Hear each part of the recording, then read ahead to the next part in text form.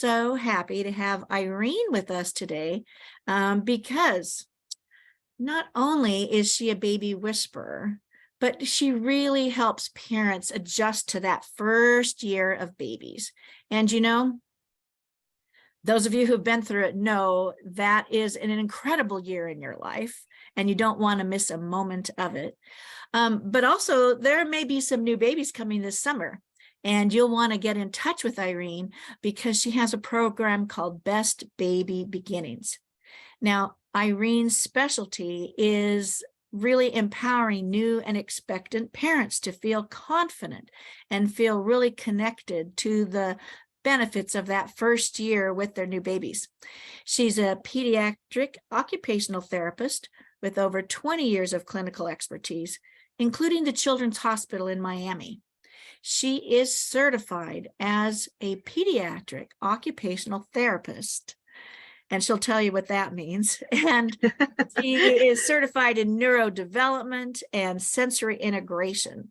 So she has worked with some really challenging situations and had wonderful results of bringing those little babies that have needed a lot of extra care to their families. So we want you to have that experience. And, you know, as grandparents too, it makes me, when I hear Irene, it makes me want to have another little one almost at home again, just to try it. All right. So Irene, take it away. Thank you for that introduction, Tracy.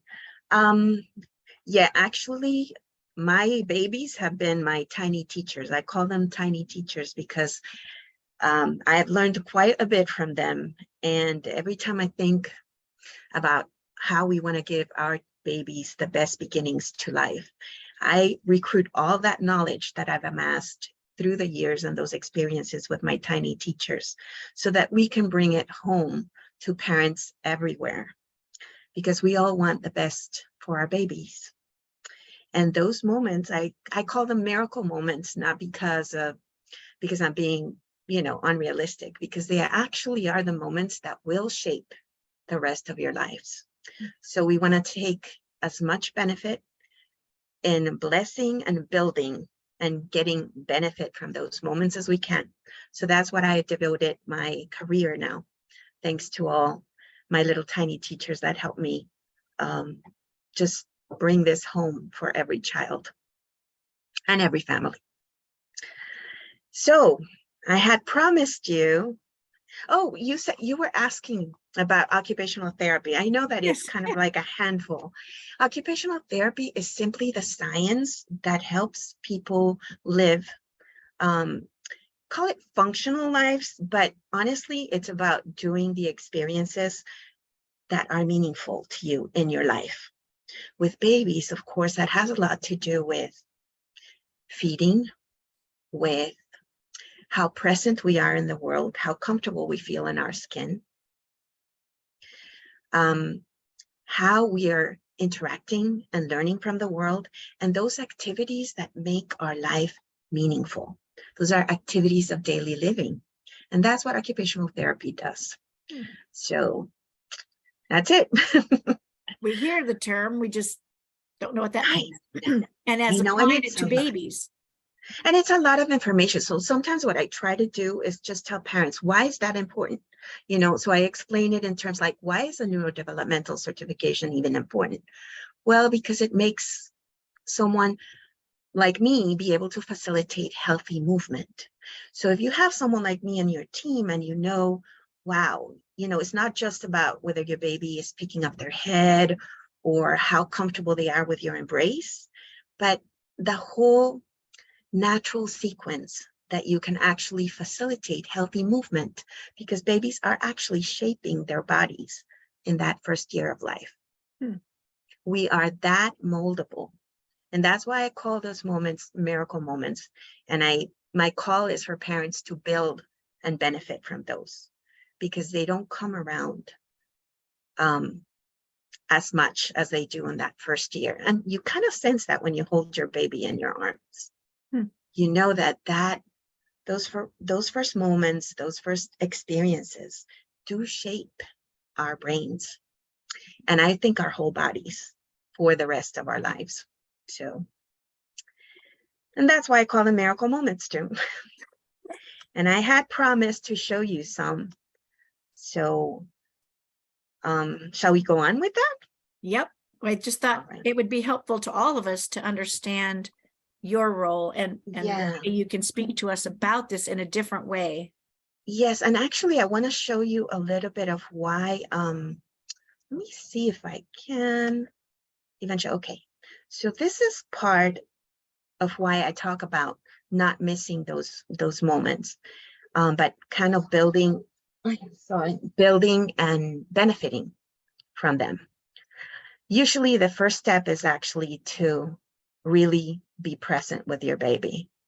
Am I sharing the screen? Did I get this right? I I'm see the sorry, this is a screen. little Yeah, awkward. I see the Here. screen. I'm gonna just So I'm just yeah, shutting off just for a second. I've got to go get cats out of my office here. all right. And that's life. So this is my website, just, so we understand about, discovering our baby's miracle moments. I call them miracle moments because they are the ones that will shape the rest of your lives.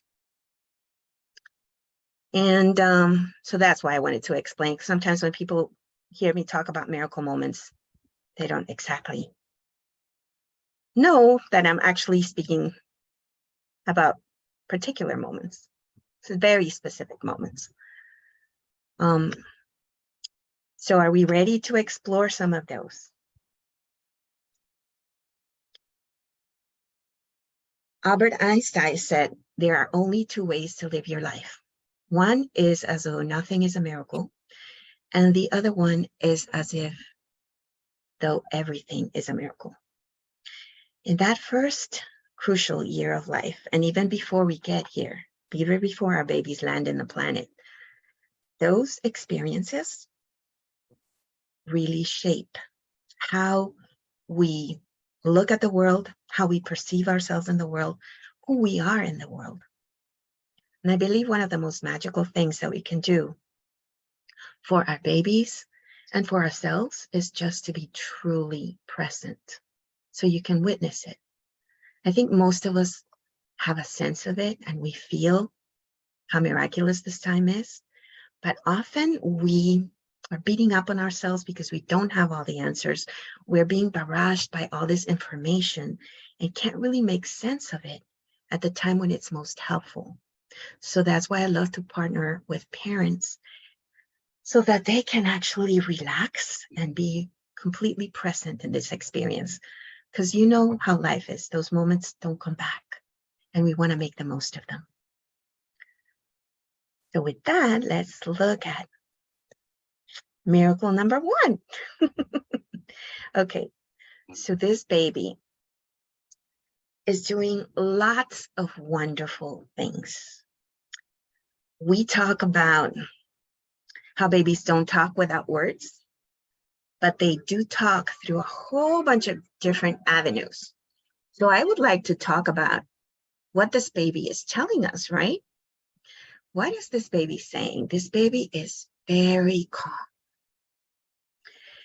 very comfortable in his or her skin. And you see this whole developmental sequence, like they will show you what they need. This baby is actually exploring hand to hand, it's called. And that in itself is a very crucial part of how we start discovering our bodies. And we do so through the skin.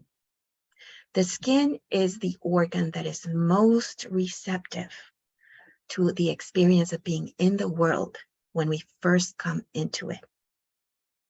That's why sometimes we have to modify our touch with very little ones because they get stressed out if they're not contained like they were in their mommy's womb, or something is irritating to them, which a lot of things would be.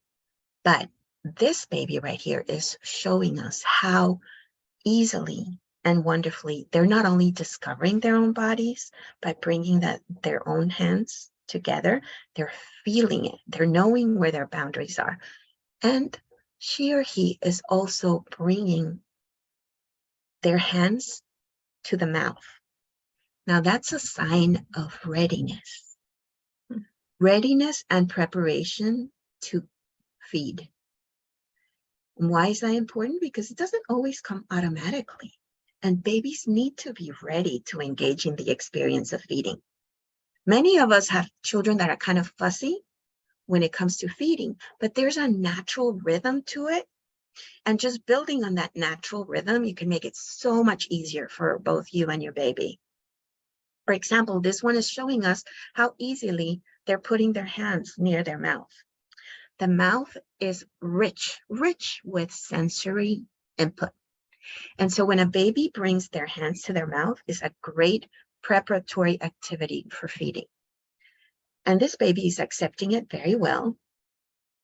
He's very calm. And I'm suspecting in a few moments he's going to rouse and he's going to be ready, or she's going to be ready for feeding. And these are all the wonderful things that are happening in front of our eyes every day that we want to pay attention to. We want to pay attention to this because development builds on this little moment. So now this baby's going to know exactly where their hands are, where their fingers are, without really having to think about it, right? For us adults, it should be automatic. Mind you, it's not always, but it builds our coordination, our body scheme, how functional we are in the world. Any question? Is this bringing up anything for you? You know, I mean, especially when you're a first-time parent, you miss most of everything. I kind of think, I mean, you get crying. You know what? Originally, I had an interview very recently with someone who said, I was so ill prepared to be a parent when it happened to me. And I'm like, you might think that with your brain, but our nervous system is not limited to what happens just in our brain. It is in our whole bodies, and we take those memories with us, particularly as a baby. So he was telling me, oh, I was just doing skin to skin with my baby, but I didn't really know what I was doing, and I wasn't really fully present. I didn't know how incredibly valuable that was. It was like, you don't have to. You had this experience with your baby. And like Cuban people say, nadie te quita lo bailado. Nobody will take away what you have lived. I love that saying because you've lived your life, right? And you just gotta come to terms with it and embrace it, because whether you understood it at the time or not, that was a significant moment to build on with your baby. And you have that. Now you can maximize it, of course, if you have someone like me and your team, and that's showing you, guiding you and supporting you through this miraculous unfoldment that is a human. Yeah. And with that, I'm going to show you the next miracle moment. And so this is another signal that babies may or may not give us. But this up here is called fingers playing. And what happens is sometimes when sensory input, meaning the experience from our world, is something that we're not prepared for, or it's irritating, babies will go like this. It's like stop. I'm not able to handle this. So what I'm guessing at is either a texture or a sound or something that has elicited that startle response. So you can get your baby signals and accommodate or get to know them better just by what they're signaling to you. In the other picture, then we have what it's an adaptive grasp, right? And this is so important. Just because it happens every day, it doesn't mean that it's not crucial. Sometimes this was the only avenue my parents had to connect with their babies in the neonatal intensive care unit and the cardiac intensive care unit. Sometimes it wasn't possible to have them in your arms and hold them and move them the way you would want to. But this was enough to help the baby feel secure. And that grasping not only helped them get a hold of themselves, literally, but also get ready for feeding. The sucking and the grasping come in together. And right now I have a little baby in the NI, and those two reflexes are working beautifully so that he can feed by mouth. one that came early. So this is how we build a human. And it is every bit miraculous. And it is not just about the baby. It is, I call it a sacred interaction between a parent and a child. Because as you come into the world, I don't know how long it takes us to know that we can't do this by ourselves. We can't do it well. We're not meant to. We are born from the joining of two humans, so that should tell us something. But when the baby emerges from the womb, they need that, and they're almost like part of their mommies. So the nervous system, we could almost say that it's a partnership. You know, whatever's good for the baby is good for mommy. Whatever's good for the mommy is good for baby. And look at this beautiful, miraculous moment of interaction right here. You can tell the mommy is joyous and happy and confident. And what do you think she's transmitting to her baby? Because babies read us better than anyone. Babies sense it when you're like stressed out, or you're not fully present. And they can't help but respond to us. So part of my function and my mission is to help the parent and the baby tune their nervous systems so that they can co-create the best beginnings to life. That's what we do at Best Baby Beginnings. And you see this mom here, she's so easily holding her baby in the position that against gravity, but the baby doesn't have enough motor control, so she knows exactly where to support that baby. And she and her baby are engaging in some of the most important early learning activities, which is that eye contact, right? But I bet you she's moving, right? And that just catapults this experience into another realm. Depending on the type of movements we do with our babies, it can either focus our attention, it can arouse us. It's a very powerful avenue that we communicate with our babies, you know?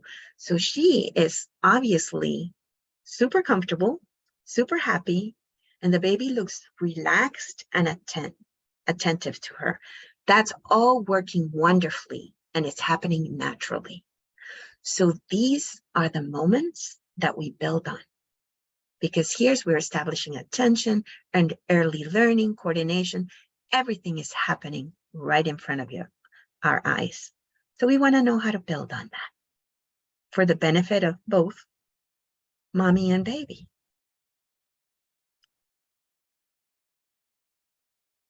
And this is pretty much the whole reason why I created Best Baby Beginnings, you know?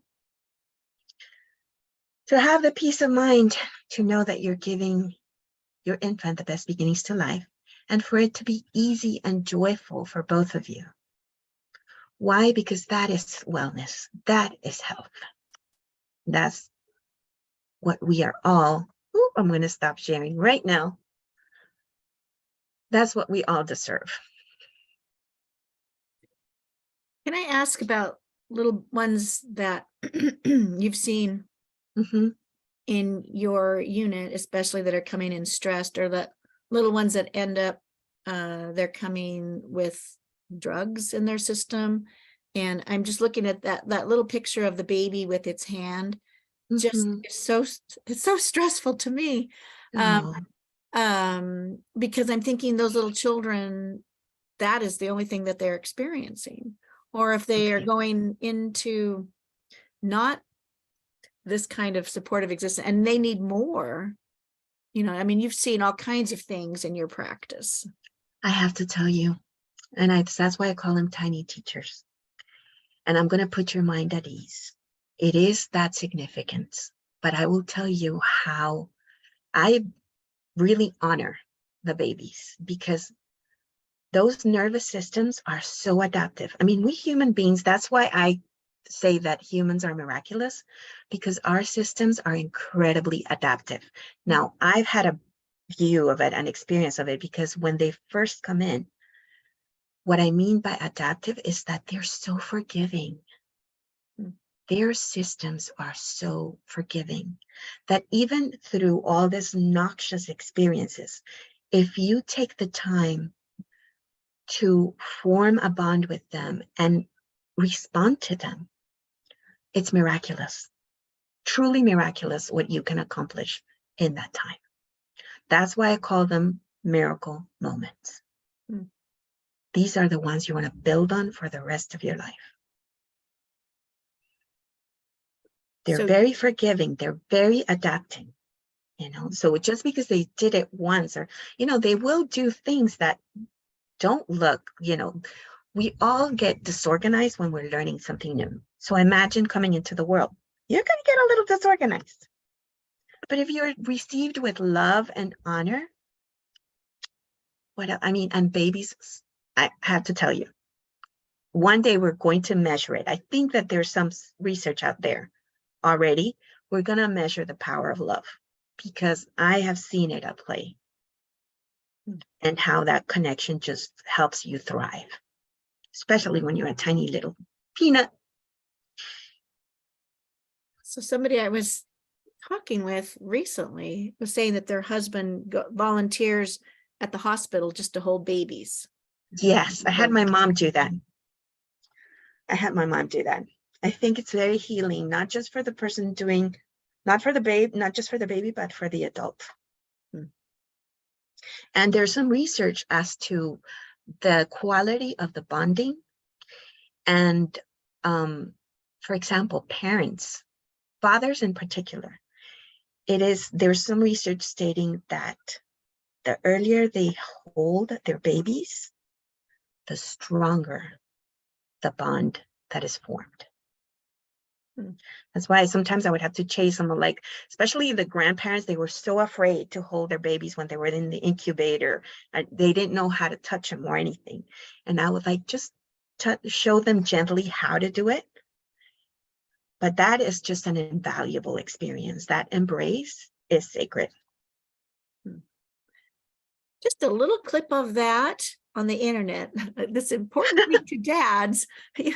We can't devalue, both, but I think that is really interesting. Yeah. Well, that's real. Yeah.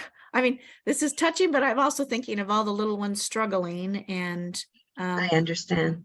And your heart. I mean, you must always wear your heart outside your body when you're working with babies. So as far as, so when, with your program of Best Baby Beginnings, Yes. how does a parent work with you? Because this is online. So yeah, you can go to bestbabybeginnings.com, sign up for our talk, sign up for our waiting list. I have activities going on every month. And in fact, the people that come into my program, we have at least 3 touch points a month because those first few months are critical. But I try to get people in before the baby arrives so that we can be prepared. So yes, just go to bestbabybeginnings.com and I will include, for the people that have seen this talk, my gift is a free consultation. If you know a growing family or someone that just had a baby, I'm going to plug in my calendar link so you can get a free consultation. Great. We can see where you are and what you need next. And for people listening to the replay, you wouldn't see that in the chat, but I'll put it below the replay. So it will be there so you can have direct contact with Irene. Because I know you can listen to this over and over, and she's so calming, isn't she? Oh wait, my talk is like for the best tiny teachers, Tracy.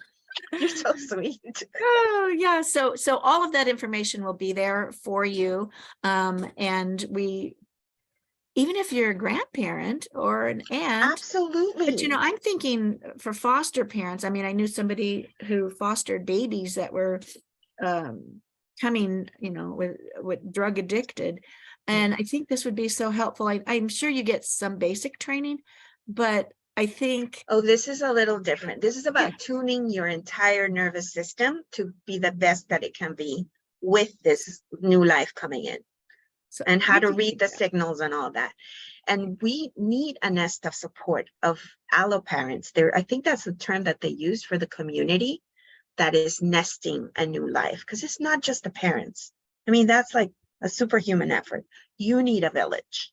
Everybody says it. Which is workshops for moms. Yeah, Why make exactly.